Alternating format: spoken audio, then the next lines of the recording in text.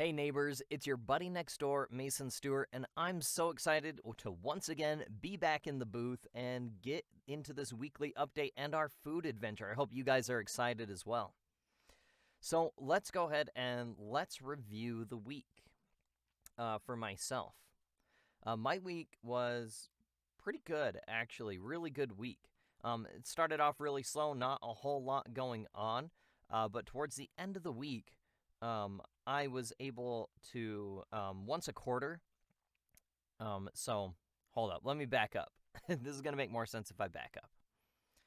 Every day, I take the time to schedule out emails for the following day, Monday through Thursday.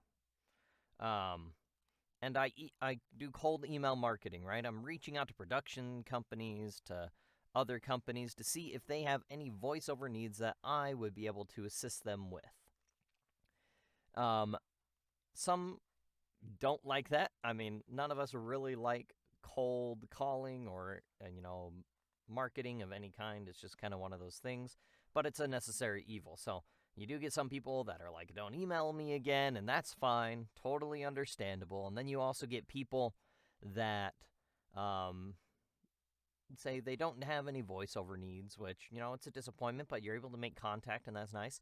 And then you do have the few rare people that respond. They say, yeah, we've got a voice talent list, send us some demos, or, yeah, we'll add you to our talent list. And out of those people, I like to follow up at least once a quarter to make sure that I'm top of mind, right? Reaching out saying, hey, any projects I can help you on right now? And I was able to get two really great messages back. I got one where they're like, yeah, let's add you to a roster. Let's get you going. And that was fantastic. And then I also got one where they're like, yeah, and we're actually pitching to this new dealership in the area that they're at, a new car dealership where they're at. And so they asked me to send them a sample. And that was really great. And it was so great because I had the time to do it. And they got back to me. I was able to give fast turnaround. And I was able to make a really great impression with those people. So great that they wanted to give me a little bit of coaching advice, which I did take into effect. And I took into account for my own voiceover.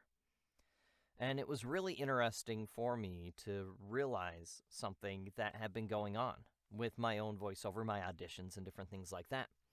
When I first got started in voiceover, it was through a company called Edge Studio. Fantastic. They have a lot of really great classes and everything. And their first thing, it's like an introduction to voiceover. It's like $100. It's a really great class if this is something that you're interested in. And essentially, they go through, they talk about like the very basics of the business, different things like that. And then at the very end, they have you and everybody else in the class do a cold read. And then afterwards, maybe like a week later, they'll send you like a whole synopsis on if they think that you're a good fit for voiceover, anything like that. And in this, I distinctly remember one line, and it says that you've got good tone. You're able to make your voice do these different things like be sarcastic, be funny, be comedic, be serious, be kind, real person, all those kind of things. But the one thing that they said that stuck with me more than anything is that they said that my delivery was a little bit too slow for some reads. And at the time, and up until maybe like a week ago or so, I took that to heart, and I was like, hey, I need to not talk slow. I need to talk fast. And I've even noticed it in these videos and in my everyday life that I have started to talk a lot faster because that, I guess, is what they were looking for at that moment. What I did, though, looking back on it, and after this client's advice to me, I had to take a step back and think about what I actually do when I'm recording.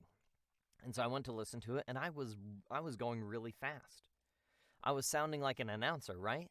Like, now try the new RAV4 Toyota, blah, blah, blah, blah, blah. I don't give time for any emotion or anything. And really, my voice archetype in general is the guy next door. That's why this is called Your Buddy Next Door, right? That's the whole branding idea, because that is where, like, my character voice is. Now, if you're talking to your buddy next door, They're not going to sound like, try the new Toyota RAV4. It's got great suspension, it's got great tires, you are going to enjoy the drive, right? That's not something that buddy next door would say to you, right? It would be something more along the lines of, hey, I got a new Toyota RAV4. It's got some great wheels and it's got great suspension. I really enjoy driving it. That sounds like a real person. I'm adding pause. I'm not just going from one thing to the next. So I knew that in my actual recording and in my editing, that's something I need to work on. And so this was something I had worked on in the past, and something obviously that needs a little bit more refinement for me to make it further into this industry. So I booked another coaching session with one of my favorite voice actors and one of my favorite teachers, who is Dave Bisson, really big in the commercial world. So I'm doing some more with him to get that going. Monday, my voiceover class starts, so I'm really excited about that as well. And then I've got a marketing class that I'm doing, a marketing consultation, I guess I should say, in about 2 weeks. So I'm really excited about all of that. I got shortlisted for a couple of good projects. Got to sign an NDA for some auditions. I've never had to sign an NDA for auditions, but that was really fun, and hopefully that pans out for something. But in reality, looking at the week outside of voiceover, it was really interesting to me where my focus was at after last week, because we talked about focus and making sure that we're focusing on the important stuff. There were a lot of times where I had some lull at my job. And at the beginning of the week, I mentally told myself that, you know what, I think this is a good opportunity to play some of the Overwatch 2 beta because it's going to run out of time, right? In my mind, I'm like, this is a good thing because I'm taking the time to play a game that I'm not going to be able to play again until possibly October. But then maybe like Tuesday, end of day Tuesday, Wednesday, I was sitting there and I'm like, man, I could have been using this time for a lot more productive stuff. So I forced upon myself a limit that I wouldn't play any games until I've done all my auditions, I've done everything, and I've spent time with my wife. Spent time with my wife and really just taken into account how much I've done in a day. And I realized my video game time each day was dwindling, which young Mason would be very sad to see, but current Mason is very excited because that means I am moving forward in what I value the most. I'm putting a lot of time and a lot of effort into it. And when you put time and effort into something, that is showing love, and that's showing your priorities, right? That's what it's all about, whether you're religious or not. I think it's very important to look at one of the stories that Jesus Christ was able to provide for us, right? There was this person, I don't remember the whole story exactly, but he gave 3 people these different sets of money, right? And he said, go, take this money and do, be smart with the money. And then they all came back and they were reporting to the king what they did with this money. And the first guy's like, oh, I took your $5, right? And I made it into 10. And the Lord's like, good job. That's awesome. Move on. And then the next person's like, oh, I took the 5 and I turned it into 8, right? Maybe not as much. And the king's like, that's fantastic. Good job. And the next person comes up and they're like, I took the $5 and I put it under my mattress, more or less, right? He says, I buried it. That way nothing bad would happen to it, and I've got $5 for you. And the king looks at him and he says, I'm disappointed in you. Like, you didn't do anything with this that I gave you. Now, I specifically left out the name of what they called this money back in the day. They called this money talents. How many talents were given to them? And while money and talent, like drawing or voice acting or anything else, may not on the surface look relatable, let's just take the money equation out of it. If we're not spending our time using the things that God has given us, in my case, my voice, right? And my goal is to use my voice to eventually make money and to be my career. If I'm not proactively doing things to further that, then why on earth would I get anything in return? Either through blessings from God or from the world, right? Nobody wants to put stock into somebody that's not taking anything seriously. So that's my big thought for this week. Whatever we take seriously is what the world, what God, what others, our neighbors are going to look at and say, that is what's important to that person. That is what they care about. So I hope that was insightful for each one of you. I look forward to reporting next week on how my classes are going. But for now, we're going to get ready for our food adventure. And our food adventure, let me go ahead and let me show you what our food adventure is. Our food adventure today is going to be the oh my gosh, it is flipped. Let me fix that for you. I don't know why that got flipped. There we go. It's called the Jack Harlow meal. So if you don't know who Jack Harlow is, he is kind of an up-and-coming rapper. And he's partnered with KFC. They have a deal going on, so I'm going to hopefully go and get that. If they don't have it, I'll get something and review it from KFC, but I'm going to go to KFC. So really what it is you've got a spicy chicken sandwich, some ranch dipping sauce for the fries, seasoned fries, some lemonade. I might switch out the drink. We'll see. And mac and cheese. Now, the interesting thing is if you've seen the commercials and the way that you're supposed to eat this is you're supposed to put the mac and cheese on top of the chicken. Now, I'm a big spicy chicken guy, so this will be very interesting. So hold tight, and we'll get going on this food adventure.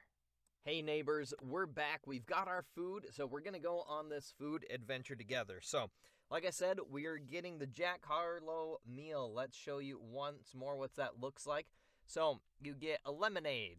You get mac and cheese. You get seasoned fries, which I've never had from KFC, so this will be exciting. You get a spicy chicken sandwich, ranch dip for the fries, and you're supposed to put the mac and cheese on top of the sandwich. Now, I haven't had the KFC spicy chicken sandwich yet, so I'm going to try it plain first, and we're going to add some of the mac and cheese, and we're going to see how it goes. But first, you always got to start out with a fry. This is not all the fries they gave me. They added like a whole bunch more in the bag, so I've got a lot of fries. But we're going to try this because apparently it's got some special seasoning on it. Yo! Those are crazy good. That's a solid fry, KFC. Wendy's, I'm calling you out right now. You got to step up your fry game. If KFC's getting better fries than you, Wendy's, that's not good. Okay. Try frying the ranch.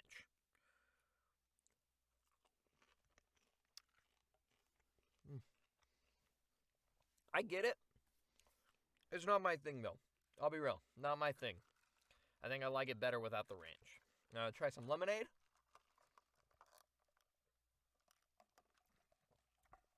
It's just a good classic lemonade. That's what you like. All right. On to sandwicho. Okay. Oh, you get a nice strong pickle smell as soon as I take it out of the bag. That's good. You got a giant piece of chicken. You got some nice dill pickles. You can get the nice dill smell. You can see the spicy sauce. So let's give it a bite. I'm going to kind of decide how I feel about the spicy chicken. Maybe next week we'll do another tier list video, and we'll go over spicy chicken sandwiches now. Chicken sandwiches. So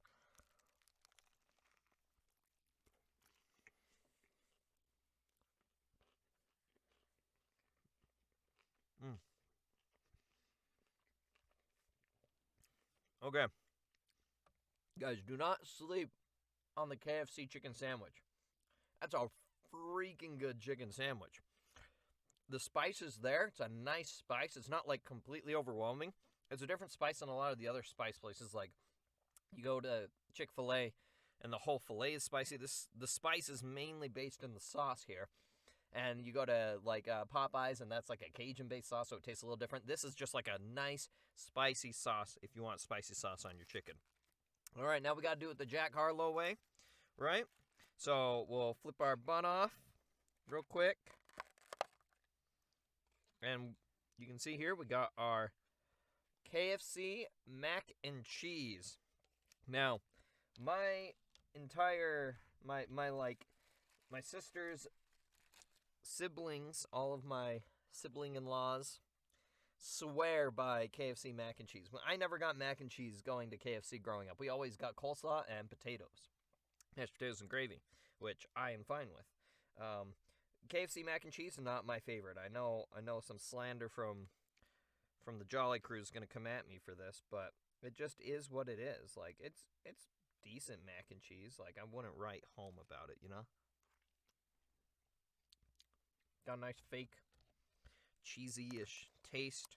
It's very kind of like over the top. That's okay. We got it on the sandwich now. Put our bun on. All right. There we go. You can see you got mac and cheese at the top. I'll pull it back a little bit. There you go. Okay. Spicy chicken sandwich with mac and cheese. Here we go.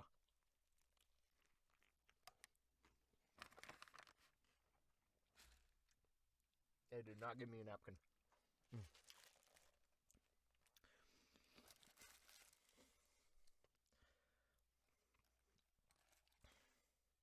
Okay. For a second, I was worried because I wasn't getting any of the spice that I love so much from that sauce because the mac and cheese kind of covered it. But it came in at the end. It came in on the back end. So I'm going to give it a little bit higher of a score than my initial bite was going to be. Just because that spice did come through eventually, and that's what I want in a chicken sandwich. I want that bite. I want that spice, like the little pow, little 1-2.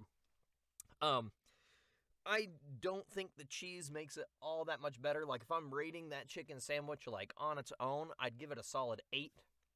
If I add the cheese, it's like an 8.5, maybe. Maybe even like an 8.2. Like, it's not that much better. You know what? That's a lie. I'm rating the sandwich an 8. And with the cheese, I'm giving it a 7.9. I think it's a little bit less better. It just takes away from it. I'm not a huge fan, but I think this is a delicious meal. You're looking for a good chicken sandwich meal. This is solid. You get some nice fries. You get dipping sauce. Maybe dip the chicken in the ranch. I'm not going to do that. I'm not a big ranch person. Don't kill me. But yeah, I think it's great. Go try out the Jack Harlow meal. KFC, not sponsored. Unless KFC wants to sponsor it, then hit me up. All right, neighbors. Oh, sorry. Got a burp there. Excuse me. All right, neighbors.